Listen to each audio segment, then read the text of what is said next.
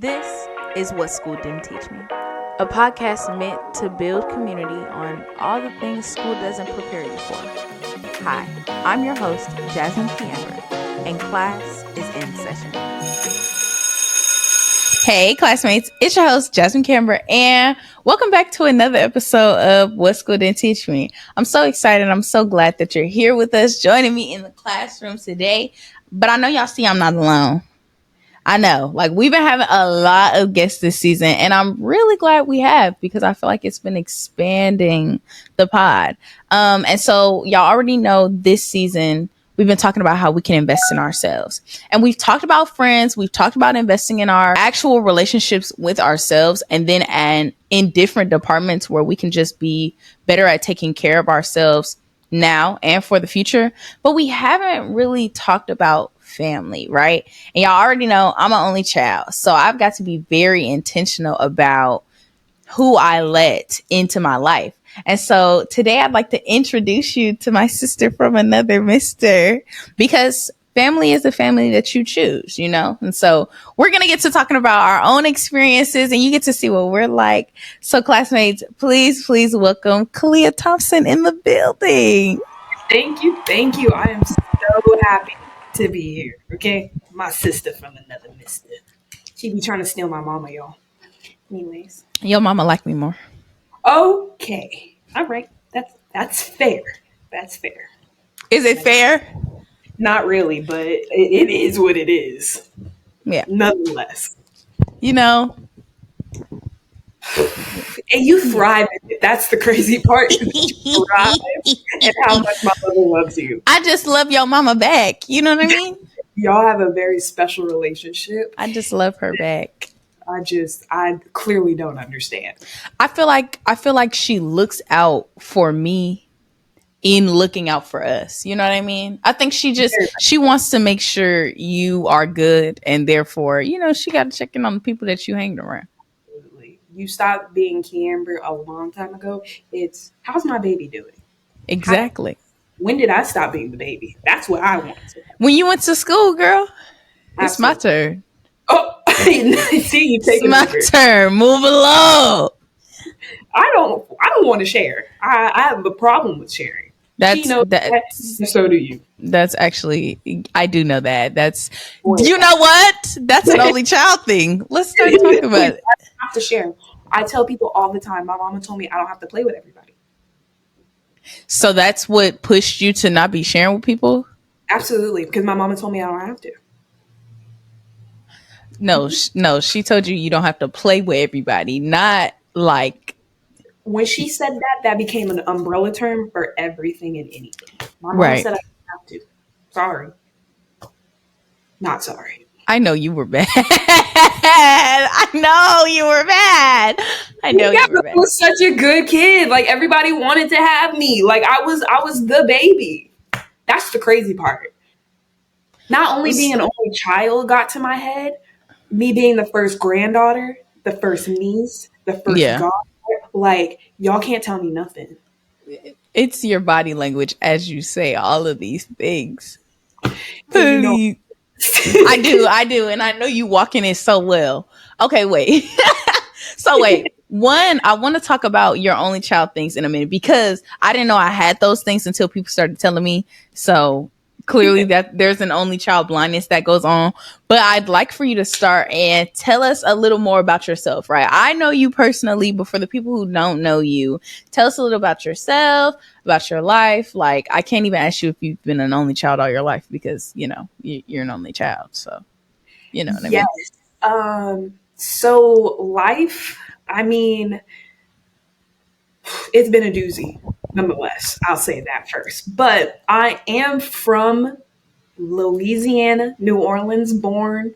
I would love to say raised, but my mama took me to the suburbs after her. To the suburb. I wasn't gonna let you go without saying that. Yeah. I was raised in the mean streets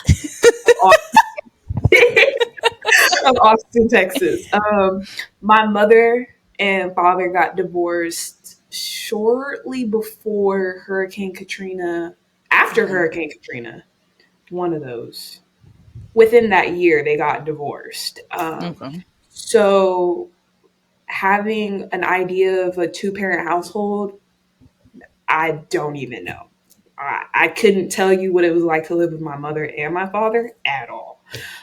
So shortly after Hurricane Katrina, during the evacuation process, we drove up here to be with my uncle in Austin, and my mom saw a better opportunity for me here, and we stayed. And this has been home for me since 2005, 2006. Okay. It's really all I know. And so all I do know is my mom. My uncle didn't have kids until at least I was 5. So I was really the only kid Okay. for a good chunk of time. So all I really know is just me and my mama rocking, locked Mm-hmm. in for a Deep. very long time. Yeah. Deep. It runs deep. It runs deep. But I do have siblings. Oh yeah, you Although do. Yeah, although I scream only child, because I am. I was born and raised as an only. Well, I was not born as an only child. I had a sister. I do have two Oh siblings. shoot. Why do Yeah, I? I have an older sister and I have a younger brother. Which that's a whirlwind within itself. Me and my Yeah. brother are like, don't make me lie to you, 7 years apart. Okay.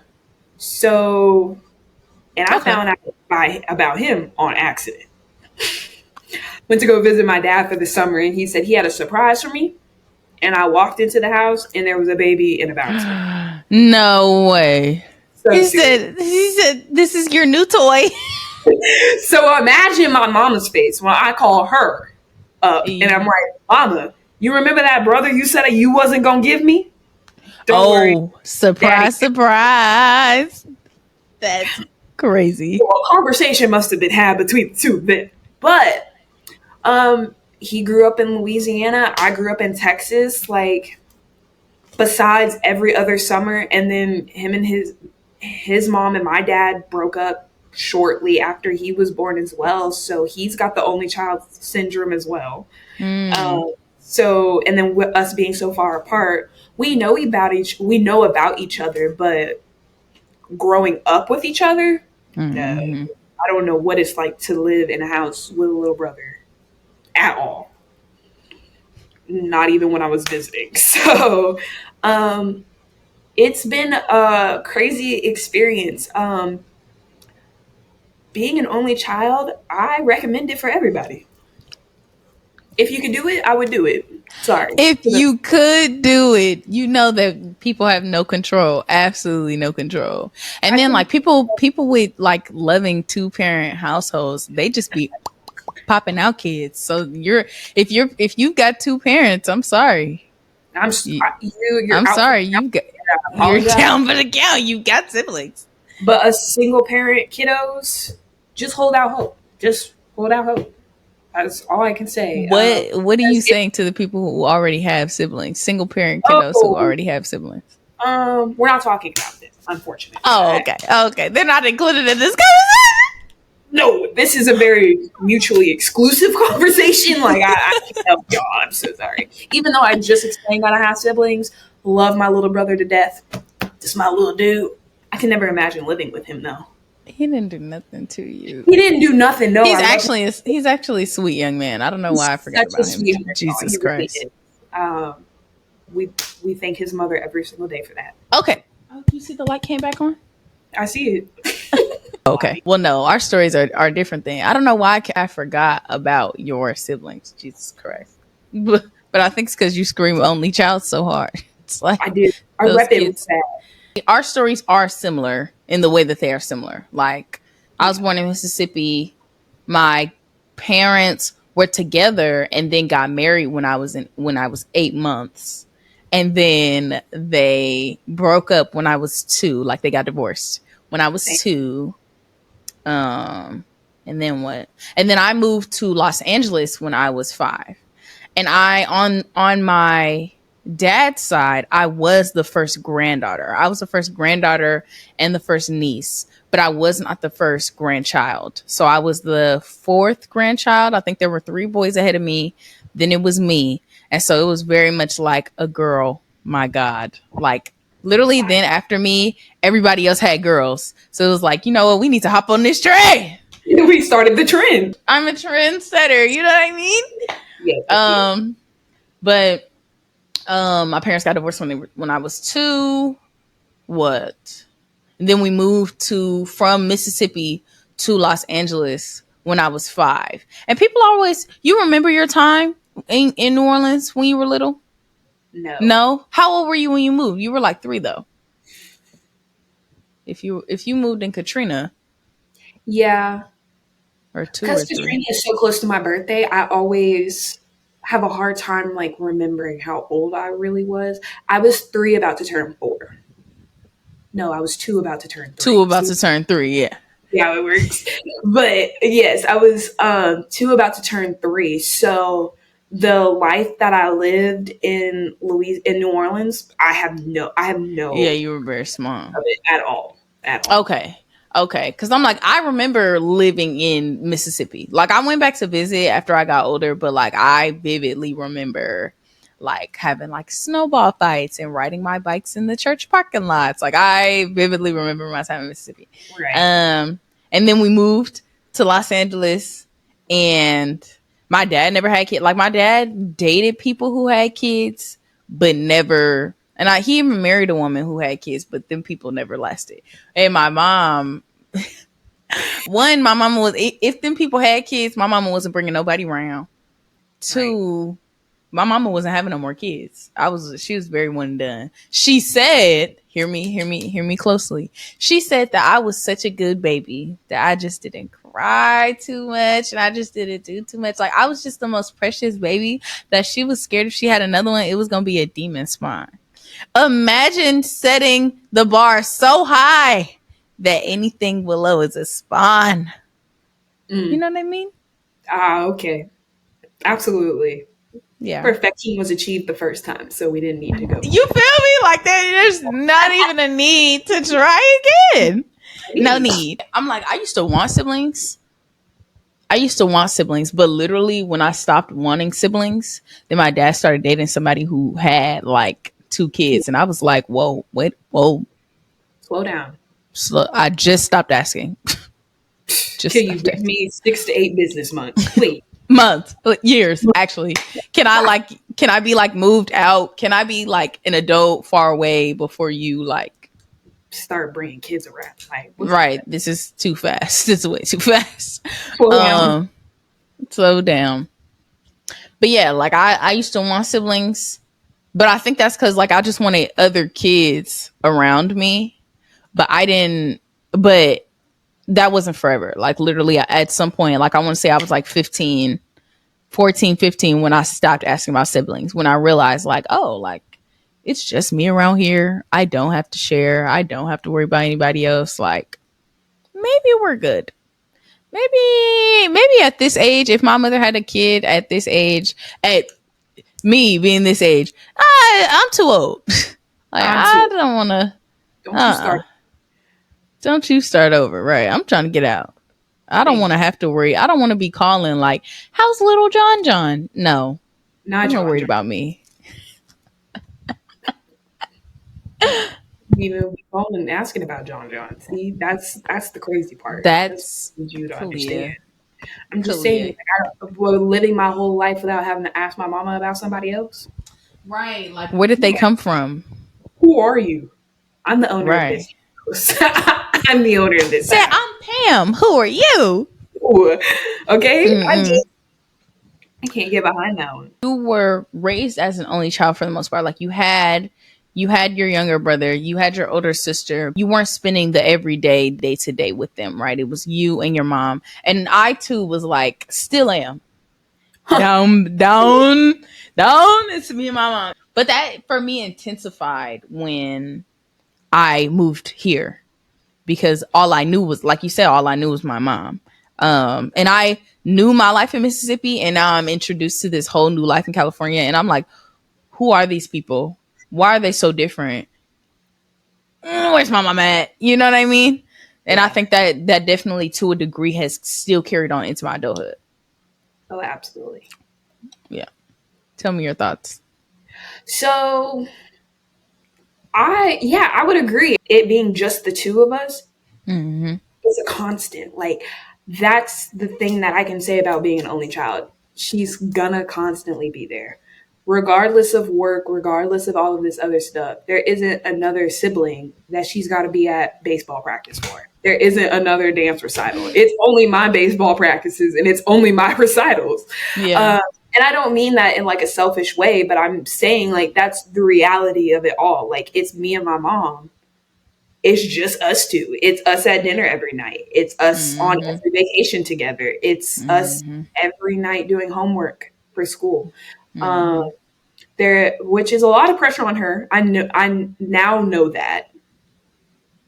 Then I did not, but Yeah. now I know that. But I'm very appreciative of it because um, it definitely gave me a different outlook on life and things to be appreciative of. I'm thankful that I was an only child and I did get to have my mom's undivided attention essentially.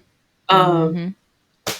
again, I was like, I wish y'all could ask for that. Unfortunately, you can't. But Please, please, if you're given the opportunity, please soak it up.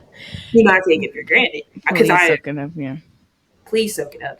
Um, as for knowing that it because I did have a younger sibling, going and visiting my father, it was definitely like a culture shock. Like I'm waking up and there's another little dude sitting on the couch watching cartoons, and all the attention is on the younger person. Mm-hmm. And so it's definitely like no, because if I was at home, Mama would be telling me we could go to IHOP right now. Like this, Mm-hmm. this is not.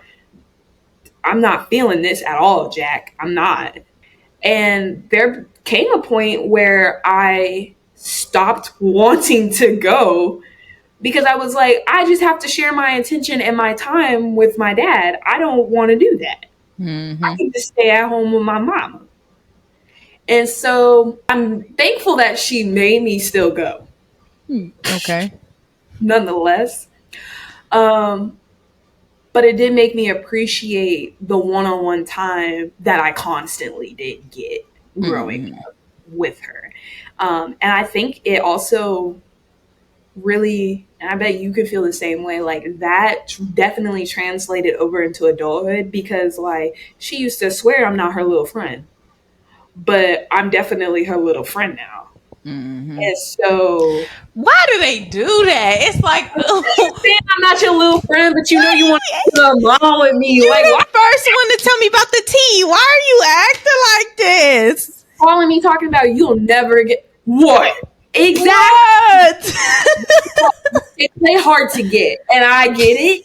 Okay, but But you like don't have to do that all the time. eventually the game is a game. Okay, let's just get down to the real business here. I am your broke best friend, I, and you I, is my mama. yeah, very You much. are locked in. Very much. I love the friendship aspect that I get from my mom now that Yeah, we're older. Like I'm yeah, so grateful. I call that lady every single day, and I live with her. yeah. Actually, Why are you yes, not? actually. Let me talk to I'm you one more. trying to, I'm trying to figure out how I can get mine to give me her location. You don't got And your I mom. and I okay, so look, because my cousins got their mama location. I'm like, how y'all do that? And they like, oh, I just put it on her phone. She don't know how to work it. And mine don't know how to work it either. But I was like, oh, I'm trying to, I don't want you to feel like I betrayed you, went behind your back, none of that. I want in your face. I got your location. So I'm just trying to figure out. And I feel like one time I almost talked her into giving it to me, but we ended up getting sidetracked. So how you do that? I was actually in college, so it was more of a business deal, actually. So I definitely told my Business mom deal. it was because my mom has a bad habit of not wanting to answer her phone sometimes. Oh, okay. Okay, so I'm like, Harpo, where is you? Yeah. Where are thou? And why are you not answering this phone? Yeah. Okay, my messages are being delivered. Where are you to read said messages? Yeah. So yeah, like we just had a conversation like around my 21st birthday, like a year ago. And I was like, Mama, let me have your location. I think it would be best. Like when I'm out of town, I need to know where you're at. I find it comforting for her to have my location when I'm Yeah. out doing crazy stuff because at least somebody's, At least tracking. somebody know where I'm at. Yeah. Right. And she gonna know all the information about me. So if somebody needs to know, she gotta know. You're right. So I told her, I was like, yeah, I wanna have your location and I'm definitely okay with you having mine. And she was like, I don't know how to turn that on, but sure. And now I find it really she'll be like, if I leave early in the morning for work or something and I don't get to say goodbye to her, she's like, have a good day at work. I see you're there. And I'm like, see, mama know where I'm at. But I also know Oh where she at because where are you moving to? Like right now I can look her up where she at, where she driving to. Because I need to no. know where she's at. But it's I love having her location. Because I'm a little stalker. I'm like, oh, what? Why'd you take that way back from the doctor's Y'all. office? Y'all. Kalia. I Kalia will check a location. huh. I respect it though. I mean, as a person who does not often check people's locations and thinks that nobody's checking for me, I do appreciate the random "Where are you at?" text. Like I don't know, it's something about it. Oh, It's like, definitely. you care about me. I know how many miles you're supposed to be away from me. So if you're any less or you're any more, I'm like, where are you at? mm, But I mm. find that because my mom instilled that in me. Like she was always checking for me. So I definitely translate that over to like my friends and my other family. I'm like, I'm looking for you. Don't worry about it. Don't you Hmm. even fret. I need to know where you're at, and I'm always going to be worried about where you're at. Yeah. I need to know. So just like you, I'd be like, ma'am, where is this location? It's not labeled. You're not supposed to be there. So where are you at? Because you did not let me know 3 to 6 business days in advance that you were going to be there. I have a really bad habit of doing that. Actually, I I'm need to telling get you, on that's that. why you keep getting them phone calls and text messages like, ma'am, Yeah, where art thou? yeah. I need to get my life together about that. It's okay. We're working on it slowly but surely. Slowly but surely, I feel like I'm doing better than I was when we first became friends. Oh, I was not cuz, that bad. huh? What'd she say? Okay. All right. Look, Anyway. when I got that, it was the best day of my life. I'll just tell you that much. Because you were never where you were supposed to be. Well, that is for a reason that we can discuss off camera. But but I completely agree. Like I agree honestly with everything you said. Like yes, my mom was always a constant, especially for me. It's like I've gone from really small, intimate town where we all know everybody. Like all my homegirls that I see in daycare or in pre-K, I now Head Start. I now see them in the grocery store. We might go to church together. They all know my peepaw. Like in this space where everybody knows me, or like I know them. My bus driver was a preacher, so we would go to his church. Like in this very intimate town, I'm now moving to this very very big city where I've got to relearn. I've got to re-know all of these people who know each other already. You know what I mean? I'm going to school and to church, and I've got neighbors and none of them know each other, none of them know me, so it's very very, like you said, it was a very huge culture shock for me, which ultimately made me very just nervous, anxious, like where is my mama at all the time. Like my mom, I don't even think she jokes about it now because I think it really did damage on her reputation. But my mom, like, will talk about how I used to be crying in church because I'm running around like, have you seen my mom? Have you seen? Because where the heck is my mama at? You're Like, not right to me, so you're not where you're you're not right next to me. So and at no point did you say, oh, this is where I'm going. So to me, somebody snatched you up you're or gone. you left me. Yes, you're gone. Like, excuse me. I don't know anything. I don't know anything. I'm like 5. You feel me? And Right. so my mom was definitely always a constant, always, always.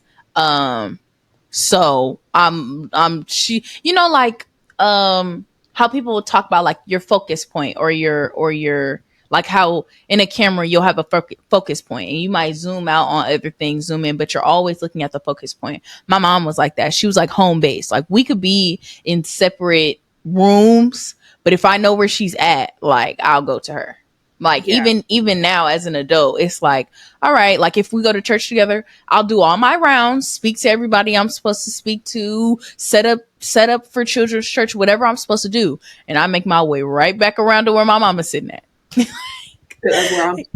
That's where I'm supposed to be. Like even as an adult, I don't know how my attachment to my mom translates into my friendships, but I know how my connection to my mom has translated into my friendships. I know for me, my mom was very vocal about like needing help and like, I need you to do this, I need you to do that, I need you to do this, I need you to do that, I need you to help me. And so when I grew up, it was very much like, how can I help people? Yeah. How can I be of assistance? And that translated into my friends as well. And ultimately I had to learn like, I can't be helping you Negroes. Like I got to go. Okay. I've got to go. I'm tired. But I didn't learn that till college for real. Like I didn't learn that. So I feel like I'm very with you in that department.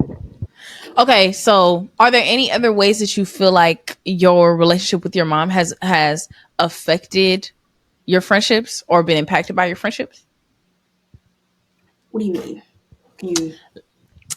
Your mom being on you about where you knowing where you are and staying connected to you now makes you be like that towards your friends.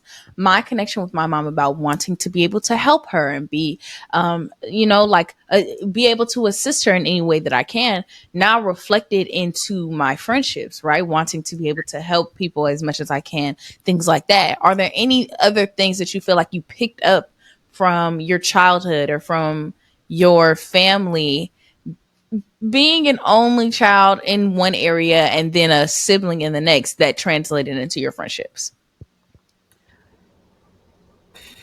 As for my mom, I would say like communication was a big thing. Like if I couldn't talk to her, I wasn't talking to anybody. I very much Mm, kept that stuff to myself. Now, I'm not mm, saying that's healthy. I'm just saying that that's how it was.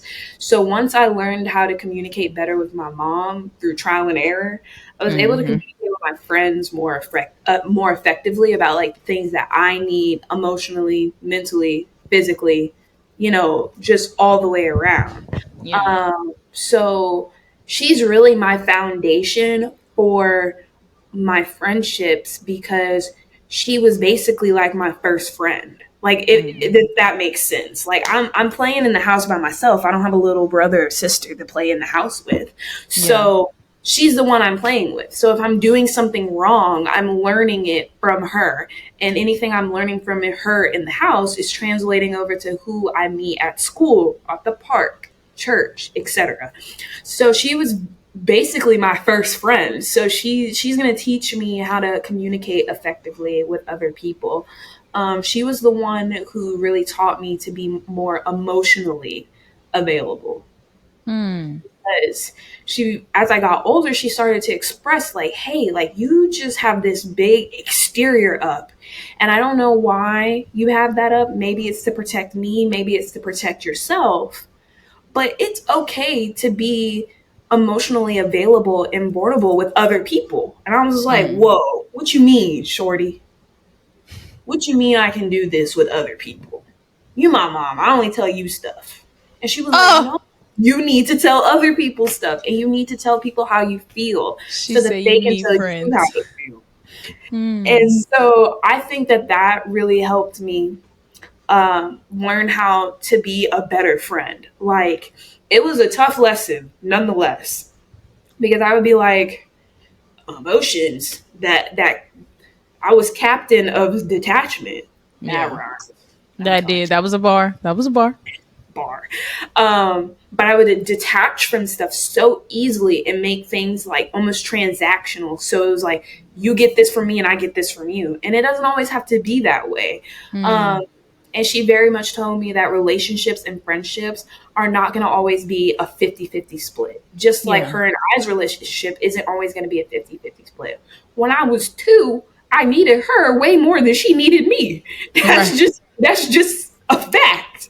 Right. But now that I'm older, there are things that she needs from me and for me to do that I'm gonna need things from her. So there's more of an equal balance there Yeah. now that I'm older.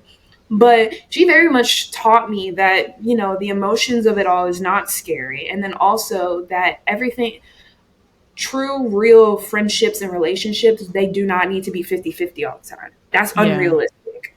You're Yeah. going to need more from somebody else, and they can only give you so much. Um, and so learning that was mind blowing. I'll say that much because it was a tough lesson to learn, but I didn't have a little sibling at home to be like, can you go help them do this? Because you know what I'm saying? Like you could, No, yeah. I was, independence came very early for me because it was either me or it was mom. And if mom couldn't do it, I had to figure it out on my own. Mm-hmm. So I wasn't relying on anyone else. Mm-hmm. And I think that independence can be a curse of an only child. And I don't mean that in a negative way. I mean that in we learn independence so quickly because it's just us. Yeah. And so when somebody else is coming in saying, let me help you with that, I'm like, hey, I don't need your help. I learned You don't know how I like it. If you right. don't do it how I like it, I It's don't want you to do it. It's not right. Exactly. Yes. okay.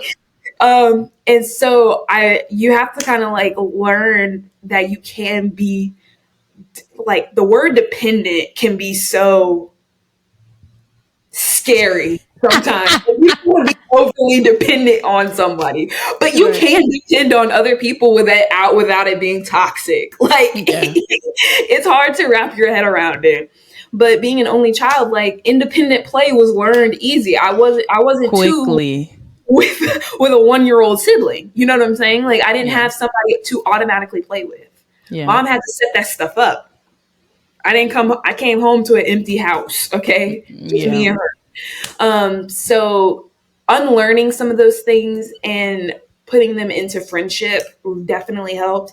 And I think having a relationship with my little brother also helped that because I Okay. had to learn how to become selfless real quick with a sibling because being selfish, I can get away with stuff because it's just me at home.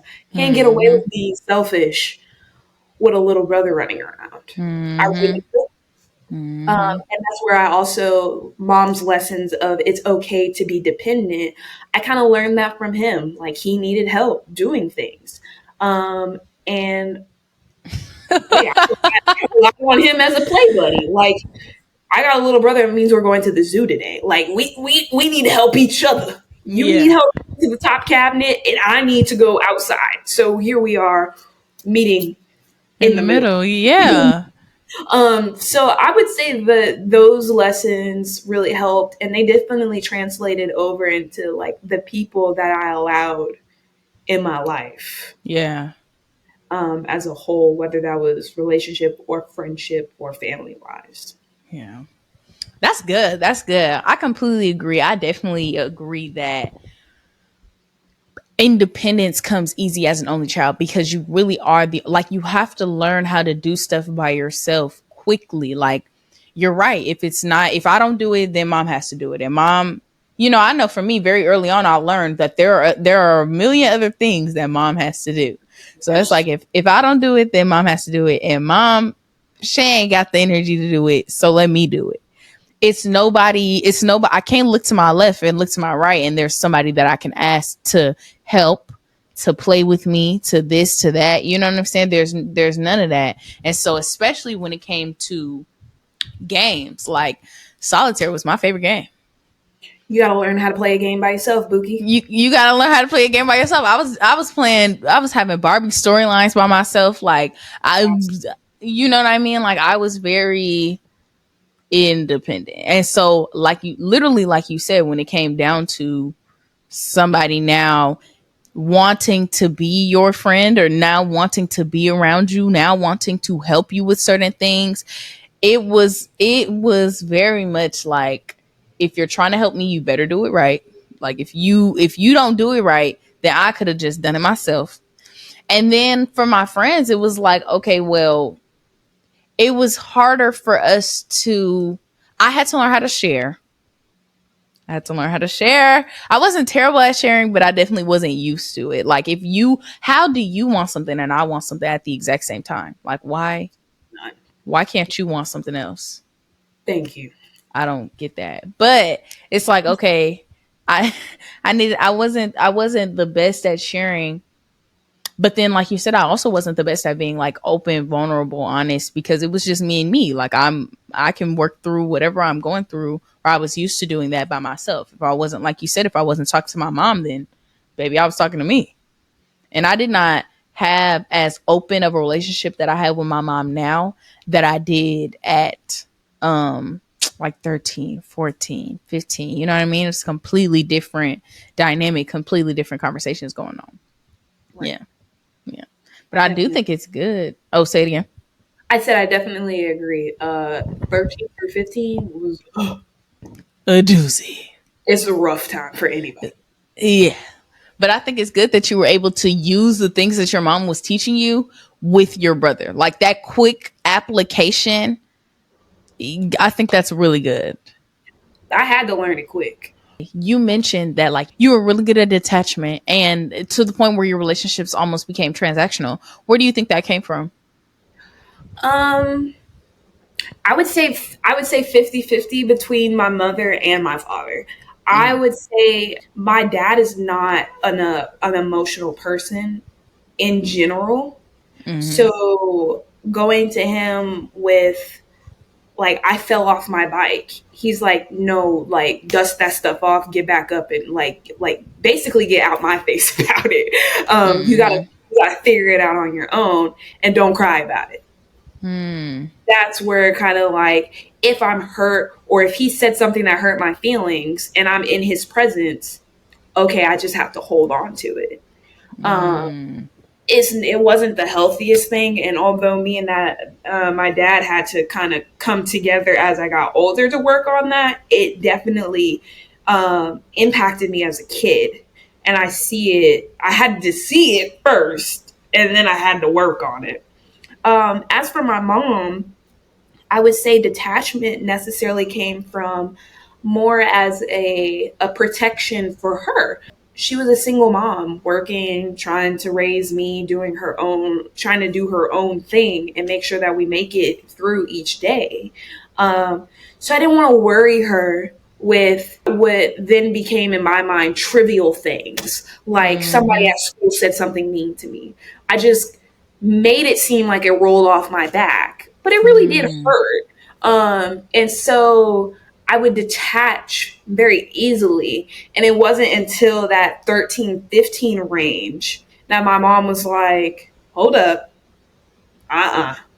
That's not normal.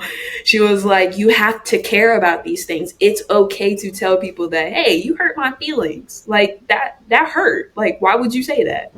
yeah. Um, so I would say both. I'd say I get it from my mom more as a protection to her, to not overload or worry her or add more to her plate.